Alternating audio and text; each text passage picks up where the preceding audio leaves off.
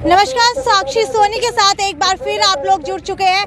एक बार दोबारा से चौधरीवास टोल प्लाजा की आप लोगों को तस्वीरें दिखाने वाली हूँ और दिखाने वाली हूँ कि यहाँ पर जो किसान मौजूद है उनका क्या रुख है इस किसान आंदोलन की तरफ। मेरे साथ रणधीर पनिहार जी मौजूद है। सर, आपसे जानना चाहूंगी कि वैसे तो आप लोग जो है राजनीति करते हैं, लेकिन आज जो है आप एक आम इंसान बन करके किसानों के बीच के अंदर पहुंचे हैं, तो हम लोग क्या माने कि कितना सपोर्ट जो है आपकी तरफ से किसानों को मिल रहा है? जबरदस्त सपोर्ट यहाँ इस इलाके के किसान जो हैं किसान यूनियनों को दे रहे हैं। बेशक तौर पे हम राजनीतिक दल से जुड़े हुए हैं और हमारे नेता इस इलाके के चौधरी भजन लाल जी जो थे बड़े 3 बार प्रदेश के मुख्यमंत्री रहे और उनके बेटे का भी यहाँ कुलदीप बिश्नोई, उनका बड़ा ज़बरदस्त प्रभाव है, इसमें कोई संदेह नहीं है। परंतु सर्वप्रथम चौधरी भजन लाल जी का परिवार हो चाहे हमारा परिवार हो, चौधरी कुलदीप बिश्नोई का परिवार हो, वो किसान है। किसान हित की बात के लिए जब भी कोई अवसर आया, हमारे नेता ने भी, चौधरी कुलदीप बिश्नोई जी ने भी, मैंने बड़े खुले तौर पर विस्तार से लोगों को बताने का काम किया है। हम सबसे पहले जहां किसान के साथ खड़े हैं, वहां चाहे अन्य कोई और घटना भी हो जाए, किसी के साथ अन्याय होता है, वो चाहे भारतीय जनता पार्टी के किसी साथी के साथ भी अन्याय होता हो, तो हमारे नेता का और हमारा ये मानना है कि अन्याय किसी के साथ हो, अन्याय सहना नहीं चाहिए, जुल्म नहीं सहना चाहिए और उसकी पीड़ित की मदद करनी चाहिए। इसलिए हम आज किसान के साथ खड़े हैं, न केवल खड़े हैं बल्कि किसान से आगे बढ़ करके भी, किसान नेताओं से आगे बढ़ करके भी अगर हमें अपने खून भी बहाना पड़ा तो हम वैसे तो गांधीवादी तरीके से ये तुम्हारे किसान भाइयों का मैं बहुत बहुत धन्यवाद करता हूँ, किसान नेताओं का धन्यवाद करता हूँ जो गांधीवादी तरीके से जिस तरह से उन्होंने देश को आज़ाद कराया था, इसी तरह से इस मोदी सरकार और इस खट्टर सरकार और दुष्यंत की सरकार को यहाँ से ये हटाने का काम करेंगे। बीड़ा उठा लिया है, परंतु इनका कोई और फरमान भी हुआ तो हम पीछे हटने का काम नहीं बल्कि 2 कदम आगे बढ़ के हर तरह से, तन से, मन से, धन से, तीनों बात से इनकी मदद करने का काम करेंगे जो आपके सामने है। रणधीर जी, आपसे जानना चाहूंगी कि कृषि मंत्री नरेंद्र सिंह तोमर का बयान आया कि विपक्ष की तरफ से किसानों को भड़काया जा रहा है और आने वाले समय में हो सकता है कोई जो है उग्र व्यवहार किसानों की तरफ से यहाँ पर देखने को मिल सकता है, तो क्या विपक्ष जो है किसानों को भड़का रहा है? आपके सामने है। हाँ। सभी राजनीतिक दल के लोग इधर ये देखना ये क्या है, ये भाई क्या है, ये बोलो क्या है?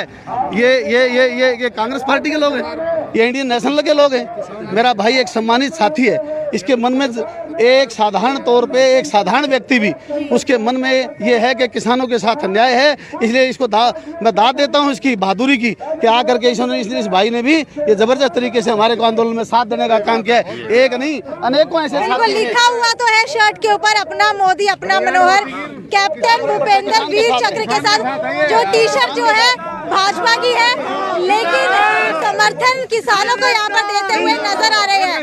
आपसे जानना चाहूंगी, एक बार आप कुछ कहने का प्रयास कर रहे थे इसके अंदर। मैं ये कह रहा हूँ कि आज किसान के ऊपर भारी हमला हो रहा है ऊपर से, नहीं, विपक्ष की तरफ से भड़काया जा रहा है। इस क्वेश्चन के ऊपर आप कुछ कह रहे थे। ये जो न बीजेपी का अपना ढोंग है, अपना चरित्र है, इसने इस प्रदेश के, इस देश के किसान को जाति में, धर्म में, इलाके में, यहाँ तक कि गोत्र तक मतलब बांटने का प्रयास करा, परंतु पूरे देश का, पूरे प्रदेश का और हिसार का किसान इस मुट्ठी की तरह से एक है, एक रहेगा।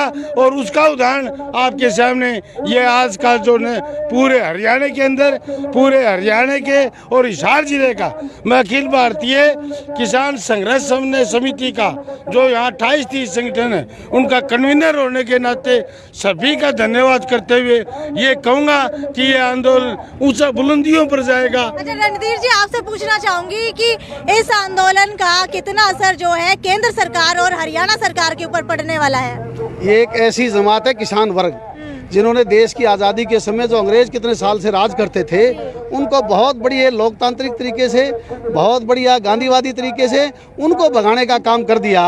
तो आज आप सोच सकते हैं कि एक जो साधारण 3 कानून हैं, ये जो किसान जाग उठे हैं, 36 बिरादरी का नौजवान जाग उठे हैं, 90 वर्षीय वृद्ध लोग जो आज धरने पर बैठे हैं, जब उनके अंदर खून जो है वो जो किसानी खून दौड़ता है तो वो लोग इतनी ताकतवर लोग होते हैं। हमारे 90 वर्ष का व्यक्ति भी रात के ठंड में 0 डिग्री के ठंड में भी पानी लगा लेता है खेत में, वो सरकार की लाठी से, सरकार की पानी की बौछारों से डरने वाला नहीं। सरकार को एक दिन झुकना पड़ेगा और झुक करके तीनों काले कानून जो हैं इनको वापस करना पड़ेगा और इनको सरकार से भी भागना पड़ेगा। अच्छा, अगर 3 काले कानूनों की बात करूं, हालांकि हम सभी विरोध करते हुए यहाँ पर नजर आ रहे हैं, आप भी विरोध करते हुए नजर आ रहे हैं, लेकिन अगर सरकार की तरफ से देखा जाए, अगर MSP पक्की कर दी जाती है, लिख कर दे दी जाती है, तो क्या लगता नहीं है कि सरकार के ऊपर इसका ज्यादा प्रभाव पड़ेगा? सरकार के ऊपर कहीं ना कहीं बर्डन आ जाएगा कि कोई भी अगर फसल आएगी, चाहे वो सही हो या गलत हो, खराब हो या फिर जो है अच्छी हो, सरकार को खरीदनी पड़ेगी।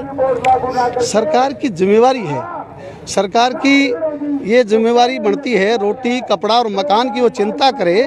जब लोकतंत्र के अंदर लोगों ने उनको बना करके बड़ी उम्मीद के साथ भेजा है और इस भारतीय जनता पार्टी के लोगों ने तो ये कहा था हम किसान की आय दुगनी करेंगे, 15-15 लाख रुपए किसान के खाते में डालने का काम करेंगे। मैं पूछना चाहता हूँ, यहाँ बीजेपी के भी अनेकों साथी खड़े हैं, क्या उनको आज तक जो है, आज तक किसी के खाते में 15 लाख रुपए आए हैं? उन पे विश्वास नहीं रहा सरकार पे, ना प्रदेश की सरकार पे, ना देश की सरकार पे। और प्रदेश की सरकार में दुष्यंत चौटाला जो उप मुख्यमंत्री हैं, उप मुख्यमंत्री के पास अनेकों ऐसे महकमे हैं जो मुख्यमंत्री के बराबर हैं। उनका भाई, उनकी माताश्री, उनका पिताश्री, वो तो रोजाना चौधरी देवीलाल की नीतियों की बात करते हैं, हम किसान का साथ देंगे, तो दुष्यंत किसका साथ देंगे? उद्योगपतियों का साथ देंगे।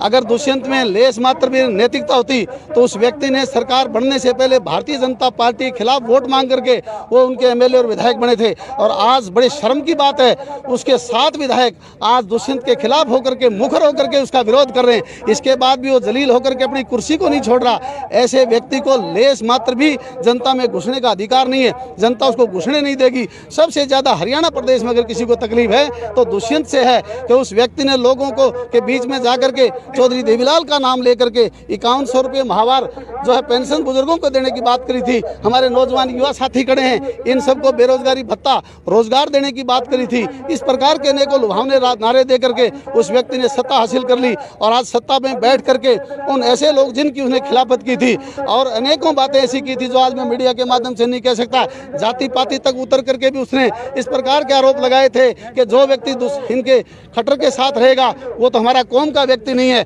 आज या तो वो हमारे कौम के व्यक्ति नहीं है, हमारी कौम तो वही है जो हमारी पहले थी। कौम बदली है तो उनकी बदली है, इसलिए उसको खुली चुनौती है जनता की तरफ से। वो जनता में अपने 10 के 10 लोगों के इस्तीफे दे करके, हरियाणा प्रदेश की विधानसभा से इस्तीफा दे करके वो मैदान में आए। आज पूरे प्रदेश और देश में अनेकों ऐसे लोकतांत्रिक लोग जो चुने हुए लोग हैं उन्होंने इस्तीफे देने का काम किया है।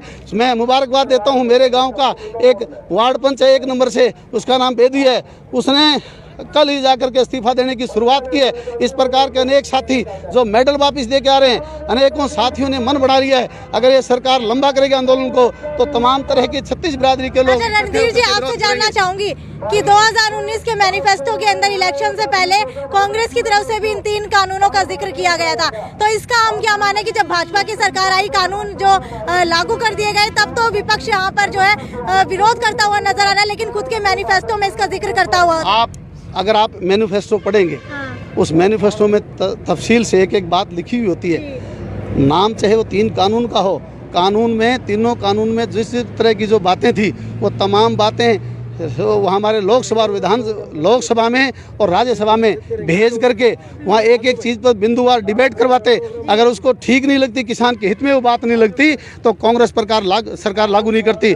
किसी प्रकार का कोई चीज़ हो, कांग्रेस पार्टी ने लोकतांत्रिक तरीके से हर बात को पूरा करने का काम किया है। चाहे अपनी ही सरकार में कुछ ऐसे मंत्री बैठे थे, विरोधी पक्ष के लोगों ने अनेक प्रकार के जब आरोप लगाए, श्रीमती सोनिया गांधी और मनमोहन सिंह जी ने उन लोगों पर केस दर्ज करके जेल में डालने का काम, पहला काम कांग्रेस पार्टी ने किया था। कांग्रेस, गलती किसी व्यक्ति से हो सकती है, गलती किसी से भी हो सकती है, परंतु सरकार का मुखिया अगर उस आदमी पे कार्रवाई ना करे तब दोषी होता है। आज की प्रदेश और देश की सरकार में, हरियाणा प्रदेश में खास तौर पे चाहे चावल घोटाला हो, चाहे शराब घोटाला हो, अनेक तरह के घोटाले हुए। और एक तरफ हमारे दुष्यंत जी कहते हैं कि घोटाला नहीं हुआ, दूसरी तरफ हमारे अनिल विज जी कहते हैं घोटाला हुआ है। हम किसकी बात को माने? ऐसी सरकार जो बीच में दीवार खड़ी है और दोनों आपके कड़ के कड़ मिलाए खड़े हैं, फिर भी केवल अपने निजी लाभ के लिए, आर्थिक लाभ के लिए, अपने घर के लाभ के लिए वो सरकार चला रहे हैं, जनता के लाभ के लिए नहीं चला रहे। ये खुली चुनौती है। अच्छा, आपसे पूछना चाहूंगी, विपक्ष होने के नाते आप लोगों की क्या चाणक्य नीति रहने वाली है? क्योंकि सरकार की तरफ से पंचायत इलेक्शन जल्दी करवाने की चाणक्य नीति यहाँ पर अपना दी गई है। अब विपक्ष की तरफ से इसके अंदर क्या भूमिका रहने वाली है? आपने हरियाणा प्रदेश में जो उपचुनाव देखा, आप लोगों ने जब वो चुनाव से पहले घोषित करने से पहले ही भारतीय जनता पार्टी के लोग वहां जाकर के बूथ पर जाकर के जिस तरह से रणनीति बनाई, इसके बावजूद भी प्रदेश की जनता ने उनको 10,000 से अधिक वोटों से हराने का काम किया।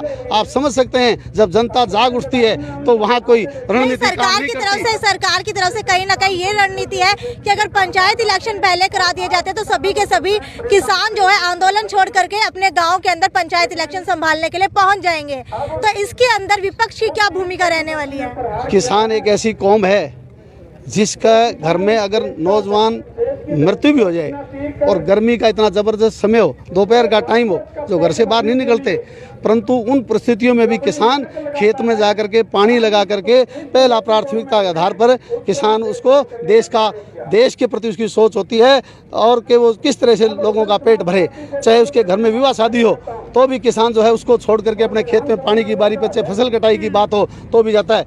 ऐसा किसान इस छोटे चुनाव के लिए कोई मायने नहीं रखता। वो आपस में सारे मतभेद भुला करके आज हम तमाम तरह के लोग, चाहे वो अनेकों पार्टियों के साथी हैं, सारे पार्टी विपक्ष किसको कहोगे, बीजेपी समेत सारे लोग यहाँ आए हुए हैं। इन सब की एक भावना है कि किसान के तीनों काले कानून वापस हों और सरकार को इनको चलता करने का काम का मन बना लिया इन लोगों ने।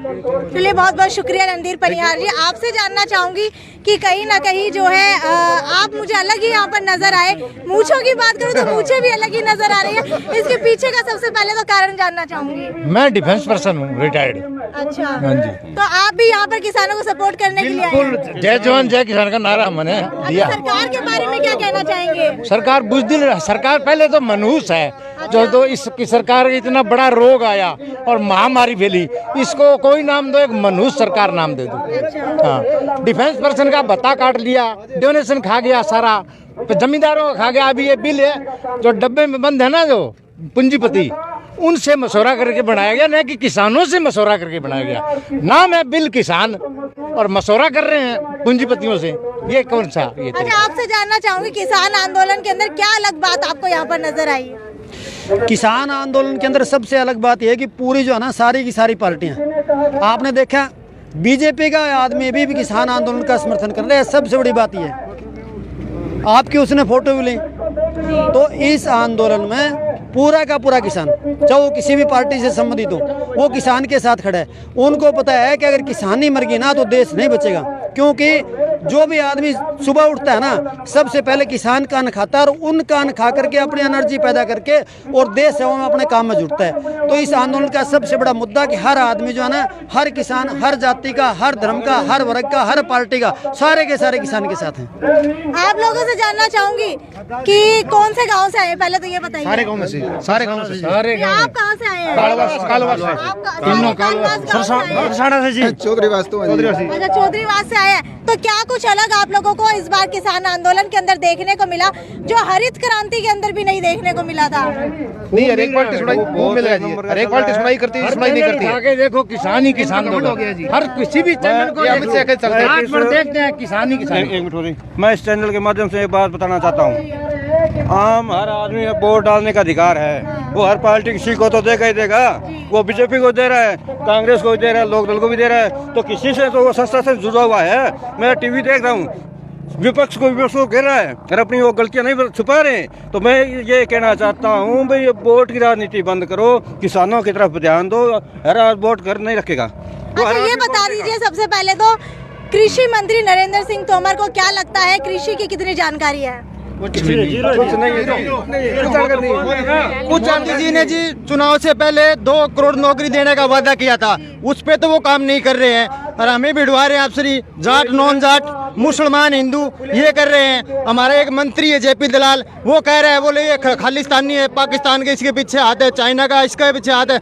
हम उसका, मैं सिवानी तहसील से आया हूँ, मैं कृषि मंत्री जेपी दलाल की निंदा करता हूँ। अगर हमारे गांव में भी घुस गया ना तो हम उसका बहिष्कार करेंगे और आगे आने वाले टाइम में वोट के डंके से हम इसका जवाब देंगे। तो आने वाले दिनों में आप में से कितने लोग जो है भाजपा सांसद का, विधायकों का, नेता का जो है घेराव करने वाले हैं और उनको बहिष्कार देने वाले हैं? गाँव में नहीं घुसने देंगे जी, गाँव में नहीं घुसने देंगे, हम सभी एंट्री को नहीं देंगे।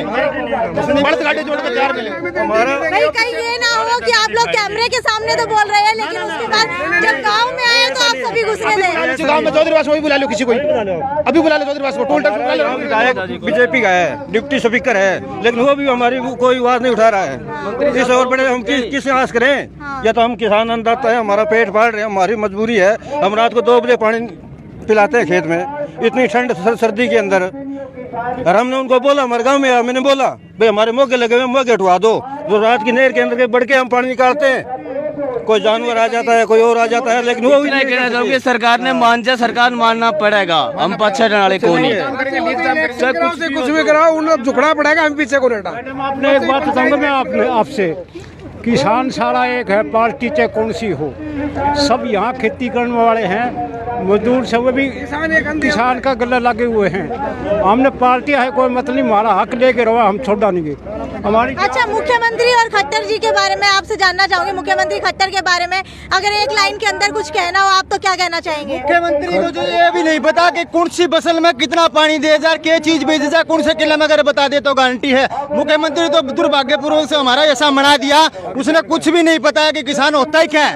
अगर वो किसान को जानता तो आज हमारी बातें सुनता, न कि हमारे पे लाठियां चलवाता, न कि हमारे पे पानी की बौछार करवाता, न कि हमारे रोड खुदवाता, न बैरिकेड लगवाता। मुख्यमंत्री तो 0% जीरो ही है। अच्छा, पंजाब की विधानसभा के अंदर जो ये 3 कृषि बिल थे इनको नकार दिया गया था, क्या आप लोगों को नहीं लगता कि हरियाणा की विधानसभा के अंदर भी ये नकारा जा सकता था? देखो जी, ये कोरोना काल के अंदर आपातकाल स्थिति में तो ये पीछे चोर दरवाजे से लेके आए तीनों काले कानून, फिर लेके आए तो किसी से पूछे नहीं। हम चाहते ही नहीं इन काले कानूनों को, तो क्यों लेके आए? अगर लेके आए तो हमारे से बात करें, हमें वहाँ बुला दिया जाता है, फिर बोले अगले टाइम आना, आगे आपको छठे दौर की वार्ता करने के लिए देंगे। अगर करना ही है तो एक बार में करो ना, बार बार क्यों बुलाते हो?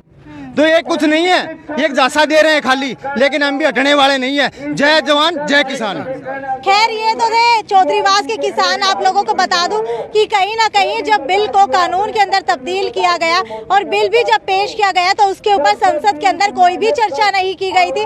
ये शायद इतिहास का पहला ऐसा कानून होगा जिसके अंदर सीधा सरकार लेकर के आई और सीधा इसको जो है पास करा दिया गया। और जो विधानसभा के डिप्टी स्पीकर है उनकी तरफ से अभी कुछ भी नहीं कहा गया था। अभी जो है किसान अपनी बातों के ऊपर डटे हुए हैं। अगर दिल्ली की बात करूं तो दिल्ली के अंदर भी सिंघू बॉर्डर की बात करूं, टिकरी बॉर्डर की बात करूं, सभी के ऊपर जो है किसान अपना धरना डाल करके बैठे हुए हैं। और इसका आगाज जो है हरियाणा के अंदर भी हो चुका है। हिसार के अंदर भी सारी की सारी जनता जो है किसानों का समर्थन करती हुई यहाँ पर नजर आ रही है। आज 12 दिसंबर की ये तारीख है जब सभी के सभी टोल प्लाजा को बंद करवा दिया गया है। टोल प्लाजा बंद करवाने के पीछे का भी यही कारण है कि सड़कें तो इतनी घटिया सामग्री के साथ बनाई जाती है, उसके बाद इन भारी टोल जो है किसानों से और आम जनता से वसूला जा रहा है। ये एक आह्वान किया गया था किसानों के द्वारा आज, और 12 दिसंबर को कहीं ना कहीं जो है ये साकार होता हुआ नजर आ रहा है। इसके बाद 14 दिसंबर को किसानों की रणनीति रहने वाली है। सभी के सभी भाजपा नेताओं का घेराव किया जाएगा, हाईवे जाम किए जाएंगे और भी कई रणनीतियां जो है अभी गुरनाम सिंह चडूने के द्वारा क्लियर कर दी जाएंगे। उसके बाद मैं आप लोगों को बताऊंगी कि किस तरीके की रणनीति जो है आगे किसान की रहने वाली है और इसके अंदर विपक्ष की कितनी भूमिका रहती है। तब तक जुड़े रहिए आप मेरे साथ। और अगर कोई भी बात आप लोग कहना चाहते हैं किसानों के बारे में या आपका भी कोई प्रश्न है इन 3 कृषि कानूनों से जुड़ा हुआ, तो आप लोग हमें कमेंट बॉक्स के अंदर लिख करके बता सकते हैं। मैं आपकी आवाज जरूर उठाऊंगी। अगली जो भी लाइव वीडियो होगी उसके अंदर आपका क्वेश्चन जरूर उठाया जाएगा। तब तक ज्यादा से ज्यादा शेयर कीजिए और किसानों के समर्थन के अंदर इसको शेयर कीजिए। हमारे पेज के लिए नहीं, आपके खुद के लिए, आपके अन्नदाता के लिए इस वीडियो को शेयर कीजिए और ज्यादा से ज्यादा कमेंट के अंदर जय किसान लिख करके हमें बताएं। ये थी साक्षी सोनी की रिपोर्ट अपने सहयोगी नवनीत के साथ चौधरीवास से। नमस्कार।